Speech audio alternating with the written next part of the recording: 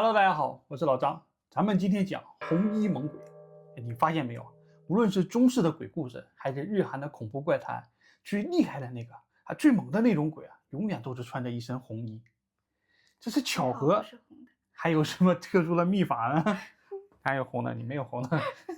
今天咱们讲3个真实的红衣女猛鬼。为什么说这3个是猛鬼呢？因为他们都是自杀的，而且死后都变成了红衣厉鬼。他们不但对自己狠，对他的仇人更狠。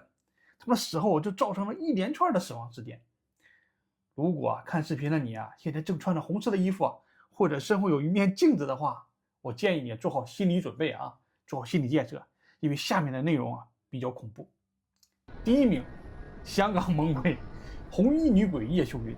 20年前，也就是2006年的8月7日，农历的7月14日，鬼节那天，55岁的叶秀云在香港屯门友爱村爱民楼的21楼跳下自杀身亡。他的自杀在当时震惊了整个香港社会。仅仅是一个人跳楼不会造成如此轰动，主要是他跳楼的方式特别的特殊。他是穿着一身红衣跳楼的，红色的衣服，红色的裤子，红色的鞋，还涂着鲜红的口红，连手指甲也涂成了红色的。在民间习俗里鬼魂是害怕红色的，但是若是穿上红色的衣服自荐，这意味着只要化作法力高强的厉鬼向仇人索命。所以人们纷纷好奇，他做的这么决绝，到底是经历了什么可怕的事情？比豆瓣还冤，有点冤屈，他的意思是有冤屈而叶秀云的死亡不仅仅是一个悲惨的事件，更标志着一系列可怕事件的开始。据说他在跳楼之前，在栏杆边一边喃喃自语，一边向楼下抛洒大量的纸钱。在风轻轻吹过大楼走廊的时候，他纵身一跃，在漫天飞舞的纸钱中一跃而下，当场身亡。他的氛围感拉满，对，特别有氛围感仪式感特别强。他的尸体倒在地面上的景象，在当时社会这个社区引起了震惊。但这仅仅是开始，他去世后不久，这事情背后的真相变得更加黑暗。这个叶秀云在自杀前曾发出了4封索命遗书，信中他声明，他的灵魂会回来报复那些曾经伤害过他的人。好可怕呀！这些信用纸钱封着，分别寄给了大厦的互助委员会的主席和委员，还有2名安保人员。信中大意就是写，冤鬼索命，鬼魂索命，我死后也不会放过你们的你们不会有好报的。后来警察调查就发现，他死前曾经长期投诉楼上的住户总是打麻将，而且噪音很大，干扰了他的生活。他曾经多次向大厦的互助委员会和安保部门投诉噪音，但是没有人理会他。于是他选择了最极端的报复方式，化作厉鬼来报复。这人我觉得心里有病。往后讲就知道他确实有点病。至于他为什么做的这么极端，是因为官方说他患有重度抑郁症。你想到了因为正理来说就因为这个麻将声音的话，我觉得不能拿自己的生命为了报复别人，只因为有声音，这生命太不值钱了。他受抑郁很严重的这个干扰。但是后面还有故事，你就知道他为什么。下面就讲这个麻将的声音就诡异的地方。他投诉的制造噪音的那个邻居早在3年前就搬走了，已经离开这个大厦。他听到的不是一个正常的声音，而且那个房子一直是空着的，没有人住。那么打麻将的声音是哪来的？要知道他只是病了，并不是傻。而且这个友爱村爱民楼是香港的公屋香港的这个公屋租赁房源是非常紧张的。这个单元为什么一直空着？你看这个友爱楼这个楼房像什么？特别像大陆的工人村是吧？差不多。廉租房。对，就是廉租房。屯门的友爱村是全港住宅单位数量最多、人口最密集的公共屋村之一。这是香港廉租房社区，这就是为了保障低收入人群的住房需求。其实大陆的廉租房就是学习的香港模式。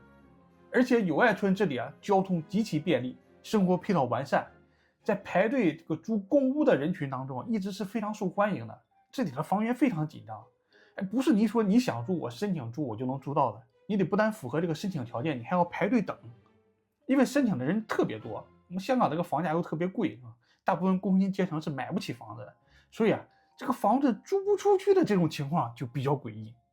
一边是排队租房的人群一边是空着的单元，这里面肯定有什么特殊的原因啊。一个比较可信的猜测，就是那个单元应该是发生过命案，所以没有人愿意住。有索命鬼。看到里面有鬼啊。至于打麻将的声音有3种可能。第一，就死在屋子里面的鬼魂在打麻将，是鬼发出的声音。第二种就是保安伙同他人在这里没人住的房子里面打麻将，这就是可以解释保安为什么不理睬这个对噪音投诉。那么第3种就是一切都是叶秀云的幻觉，这是官方一直强调的这个原因。那么看视频的朋友，你觉得哪种解释更合理可以打数字告诉我们。那叶秀云的死开始向不可控的方向发展了，因为她的复仇开始了。刚开始大多数居民将她就视为一个麻烦女人的胡言乱语，但是不久之后大楼里出现了一些奇怪的现象，比如一些无法解释的声音在走廊中来回回荡，这些声音就像那些重物从高处坠落时候发出那些沉闷的声音，就空一些，有点像掉坠楼的那种声音但是居民去查看的时候，却发现什么都没有，只有空荡荡的走廊和毛骨悚然的寂静。但是这仅仅是开始，事情逐渐变得可怕起来。就在叶秀云死亡的第10天，另一名54岁的梁姓女子也从同一层楼层跳下，其尸体几乎和叶秀云的死亡方式是一模一样，毛骨悚然。那么两者之间的死亡状态是极其的相似，这下就不得了了在居民中造成了极大的恐慌。人们都在议论这个红衣女鬼，就是因为这个叶秀云的鬼魂是来复仇来了。同一时间，不断有人声称看到了一些奇怪的现象，有住户就声称他们深夜出入大厦的时候，就看到前面有一个红衣女鬼在走廊里不急不慢地走着，走着走着就穿墙就过去了，就把他们吓死了。还有就是半夜去坐电梯，打开电梯门就发现一个红衣女子在那站着，吓得他们晚上都不敢坐电梯了。有人声称就镜子里出现了鬼魂窗户外飘着这些不明的阴影，就空荡荡走廊里有什么诡异的声音让大家都是害怕极了，所以就产生了幻觉那确实呢，科学已经证明人类在特殊条件下是可以产生幻觉的，而且这个幻觉也可以在实验室被人为制造出来。有一种疗法叫经颅磁刺激，是一种无创的物理神经调节疗法，在此疗法常用于治疗重度抑郁的强迫症等心理疾病。使用这个方法时，就是患者的这个头皮和电磁线圈相连，这个线圈又跟这个刺激器相连，这线圈里变化的这个电流会产生磁场，变化的磁场会刺激特定的大脑产生这个电流。当这个脉冲信号刺激视觉皮层的时候，那么患者就会在他的大脑中看见光，就像凭空出现的光，就像神的光芒一样。但是现实中其实是没有光的，就是患者自己能看到。这玩意儿搁在古代那就是神迹，是吧？咱们人类还有一种病，这种病叫爱丽丝漫游奇遇综合症，这是科学的说法。对，这是科学说法。这种病的患者在观察周围的时候，物体的大小、位置、运动颜色都会发生扭曲，所以叫这个名字叫爱丽丝嘛。就像爱丽丝掉进那个兔子洞里面，喝下神秘饮料之后，就发现所有东西都跟大小不一样，都变小了一样。患了这种病的人他这个视觉神经这个通路受到了阻塞，就会产生这种幻觉，就是疾病导致的幻觉。那么除了直接刺激视觉皮层，正常人在某些环境中也会出现幻觉，比如一氧化碳、甲醛、真菌等毒物都可以引起幻觉。举个例子，常见的就是蘑菇，是吧？比如这个蘑菇，剑手青，这叫裸盖菇也可以产生幻觉那么用幻觉可以解释发生在爱明楼的奇怪现象吗？并不能，因为它并不只是吓人，而是真的会死人，就是死更多的人。同年10月，也就是2个月后一名住在香港大埔区与屯门毫无瓜葛，而且他没有轻生动机的这个50岁的徐姓男子，他突然就来到爱明楼了，从10楼纵身跳下去。小弟弟又是一个，就这一下，这个恐慌的情绪开始疯狂的蔓延，就笼罩在大厦居民的这个心里。他们就好多人就纷纷搬出这个大楼了，因为许多人相信这个叶秀云的灵魂并没有得到安息，而是回来寻求复仇的。于是这个社区的管理层就请宗教界人士来进行这个做法事，就安抚亡灵，就超度他。但是这又让一些居民产生了分歧。有些人相信可以通过仪式来安抚这个鬼魂，而有些人则害怕这会进一步激怒他，因为他是厉鬼嘛，红衣厉鬼啊，这会导致更多人的死亡。现实与愿望有时候是不一致的，做法事并没有解决红衣女鬼的问题，因为红衣女鬼的法力更高。对呀，要是这么容易就被他们搞定了，就不是猛鬼了啊，咱们就今天就说是猛鬼了。因为就在叶秀云去世的2年时间里啊，这栋大楼又发生了6起跳楼事件，巨阴。每一起的这个地点和方式都惊人的相似。在许多情况下，受害者甚至不是友爱村的居民，而是从其他区域，仿佛就是被某种神秘的力量吸引来到这里自杀一样。每一起自杀事件似乎都在验证着这个猛鬼的传说，更加强化了这里的居民的恐惧。后来，香港的堪舆学家就麦玲玲去爱民楼就勘察这个风水，他说爱民楼的2个大门口啊，坐向是东北和西南，属于风水学上的神门鬼户，容易令人产生幻觉，还有这个灵体出现。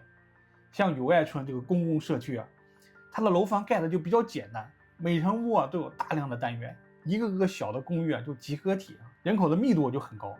那么长长的走廊都是在楼房的外面，外观就是四四方方的，颜色也是以这个灰白调为主的，主要是为了节省成本嘛，便于管理啊，这个可以理解。人多不应该是阳气重吗？但是这种拥挤的大楼里啊，隐私性比较差，吵吵闹闹的，时间长了会让人感到一种压抑感，因为地方又小又吵又闹的。就类似这样的这个公屋，在日本啊叫团地。哎，咱们今天讲的第2个猛鬼，红色连衣裙之女，就是死在高岛平团地，就是日本的高岛平团地啊，它的名字叫由美子。这个红衣女鬼啊就更猛了，听我慢慢给你讲啊。这个高岛平团地啊，位于东京板桥区北部。高岛平团地是日本啊盖得特别高的用大型公寓集合体啊这个先驱，建于上世纪的70年代。你看和香港这个友爱村啊就是非常像啊，这里楼房也是这样式的，哎，老社区啊，四四方方的超大型公寓楼，走廊都是在朝外边的。那相同的风水环境啊，就产生了相同的红衣女鬼啊。那么传说由美子是一个20岁出头刚毕业参加工作的大学生，但是他遇到了一个渣男。老渣男。不是老渣男，长得很帅，据说他倾尽所有啊去爱这个男人啊，颜值控。对呀，恋爱脑。爱美男是吧？恋爱脑，把自己所有的钱都花在了这个男人身上，然后被这个男人啊骗财骗色，不仅把由美子的积蓄挥霍一空，还欺骗了她的感情，更是他劈腿了由美子的闺蜜。防火防盗防闺蜜，防不住。这个男友啊和闺蜜啊这个双重背叛之下，她的精神就崩溃了。她穿上了原本为男友约会准备的这个红色的连衣裙，还有红色的高跟鞋，并且涂上了红色的口红，从14楼纵身跃下。更恐怖的是，她在下坠的过程中啊，身体在空中就翻转过来了，是脸朝上掉下去的。传言她死前留下了血书，上面写着说：“我会在上面看着你们。”事件发生之后，大厦的居民开始频繁地看到灵异现象，比如许多独居的男性住户啊，他们就声称，在深夜经过走廊或者阳台的时候，就看到走廊的尽头站着一个面容模糊的红衣女子，也不说话，只是机械性地向他招手，示意你过来。而且从那以后啊，这里频繁地发生跳楼事件，有些跳楼未遂的人，就是他们被别人就救下来了，给拽下来了哈，就讲述了一个一致的经历啊。他们说，当晚他们都是出去走廊收衣服啊，或者倒垃圾这些，突然就看见了一个红衣女子，盯着他看了几秒之后，他们脑子里突然就出现了一个声音，就说：“跳下来吧，这里很舒服。”然后身体啊就不受控制的就爬上了栏杆，幸好他们被人拽下来了啊。由美子死后啊，这里突然就爆发了恐怖的跳楼潮。仅仅在1977年到1980年之间，竟然有133人在这里跳楼身亡。这个比香港的红鬼还比那个还猛是吧？将近3年的时间里啊，这么多人在同一个地方跳楼，你说吓不吓人？吓人。平均1个月就30个，10天8天就跳一个。你要是在这里住附近，你不得吓死啊？当地的居民啊也是吓得要死啊！这个死亡的数啊就太大了，太过于惊人了。这高岛平团地啊最后不得不采取极端的措施，就是政府在大厦所有的高层走廊都安装了高达2米的就像监狱的那样防跳铁网，并且封锁了顶楼的天台，才让这起连环悲剧渐渐平息。哎，难道不是你看，慕名？就像这样，不是因为慕名而来，上这地方跳楼？不知道啊。这样做虽然能防止跳楼，但是也有弊端。就是因为发生火灾的时候就很不利于救火和逃生，是吧？那么但是日本政府也没有办法，是吧？毕竟死的人太多了，这个猛太鬼了，不是这个鬼太猛了，不是这个猛太鬼，这个鬼太猛了，镇不住他，知道吧？日本的红衣女鬼由美子比香港这个叶秀云更猛，造成的死亡人数更多。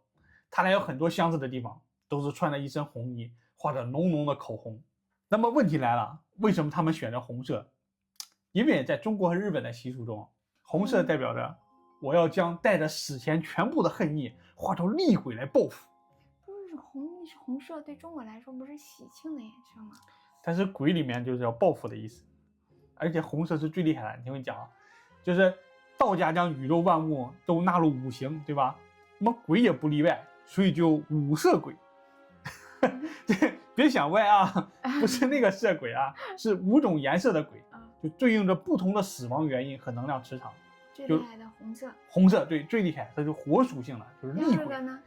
第二个就是黑色的，就水属性，就是淹死的阴冷环境中产生的这么鬼，代表着这个隐蔽性和阴气水鬼。对，比如说黑白无常的那个范无救，他就是淹死了，所以穿成黑，是吧？那么白色是金属性，跟伤势、疾病就衰亡有关，表现就虚弱、就凄凉的那种状态。白无常，对，白无常是吧？吊死鬼很凄凉嘛。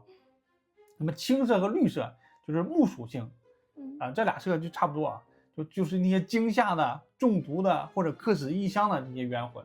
黄色就土属性，就正常死亡的那些在老宅的地区土地那些正常死亡的阴灵，寿终正寝的那些人，就是面色发黄。还真没听过。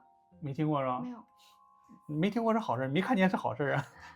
你看见你不害怕吗？那红色的鬼最凶，其次是黑色，这两个都是恶鬼，危险性比较高，大家看到了一定要快跑那黄色和青色就是通常有那些心愿未了那些鬼，但是不会主动伤人。白色的鬼和那些像半透明那种类似的鬼是最弱的，一般就是心死的鬼，没有什么杀伤力。一般都是猪鬼基本上都会用什么？你看朱砂、黑狗血、公鸡血、铜钱剑这些这些都是用什么来镇鬼呢？都是用阳气来破阴气。但是这个红衣女鬼它这个红衣本身就有强大的阳气，就像铠甲一样护住了她的阴魂，所以一般道士他也怕红衣女鬼你破不开防御，你怎么超度亡魂？这个时候光靠道法就不行了。如果道理讲不通，我还略通拳脚。会枪法行不行？也行。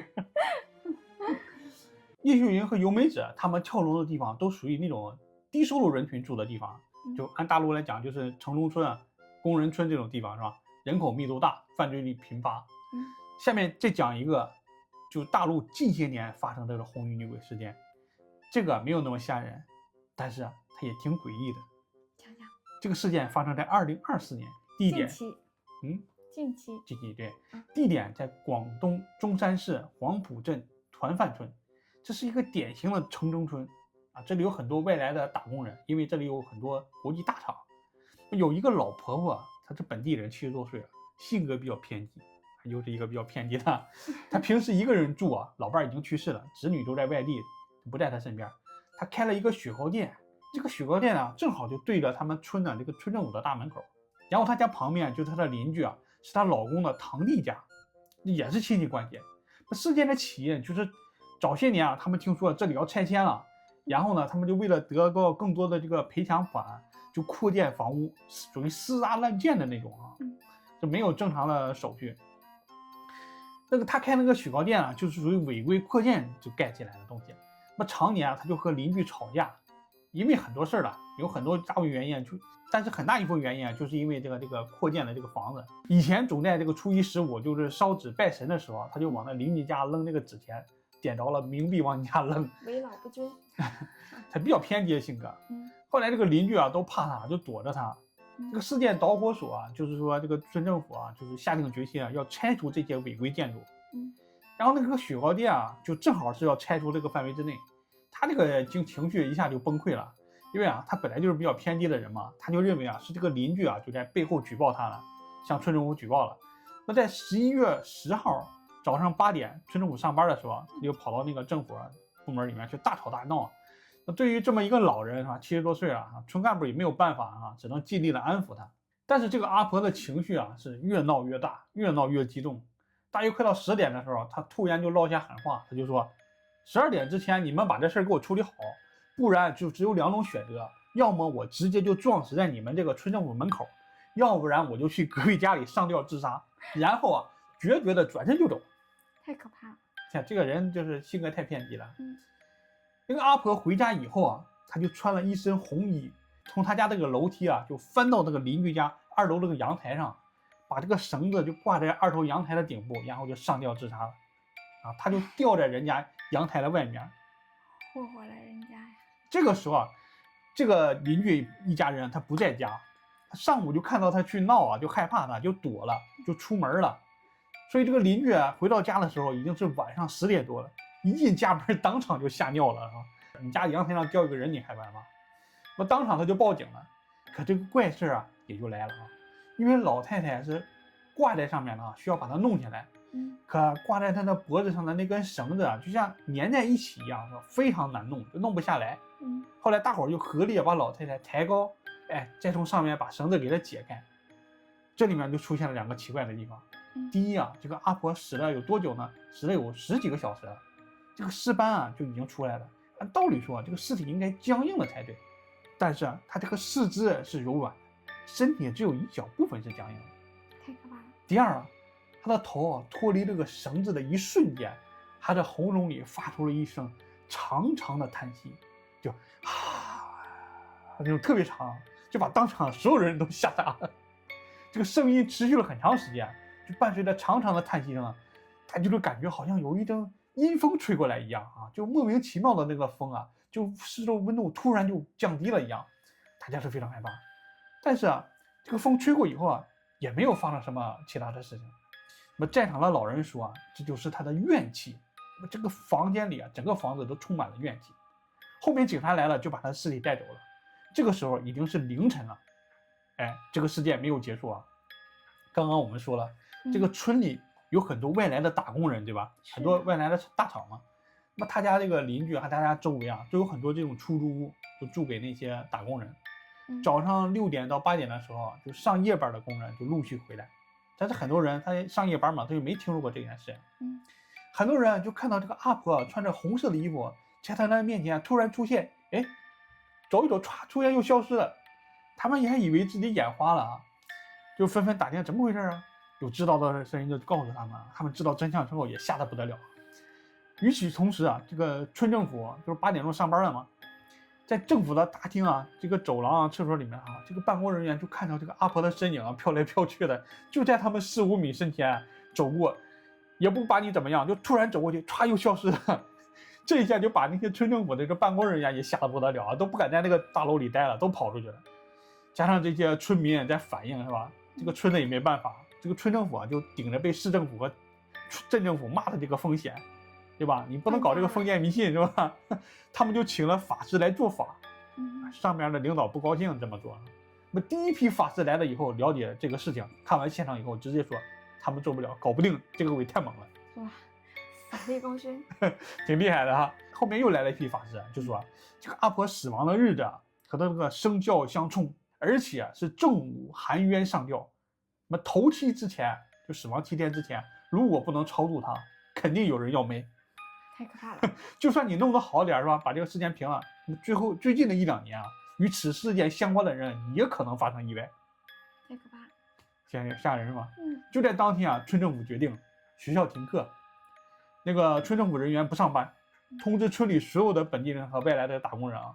晚上6点到明天早上6点之间，不许在村里走动，就是宵禁。上夜班也不能在这个时间出门，你早点出门啊！而且不能开大灯，不能发出太大的声音。村里要做法事，谁破坏了这个法事，后果自负。一连啊，这个村里做了3天法事，整个村子都贴了很多黄符啊。这个镇政府啊，就已经开始给这个村里施加压力了，是吧？你不能搞这种封建迷信活动啊！但是这个村政府的人也特别害怕，怕那个老太太来找他们报仇，他们也不管了，就要做法事。最后啊，这个法师说他受不了这个阿婆，只能把她驱赶出村子，就说把这个阿婆赶到了村外面的一条河里，而且往河里扔了一条纯黑的大黑狗。黑狗撵厉鬼，好用吗？据说这个狗能够镇住他一二，具体好不好用也不知道。那我要养一条大黑狗。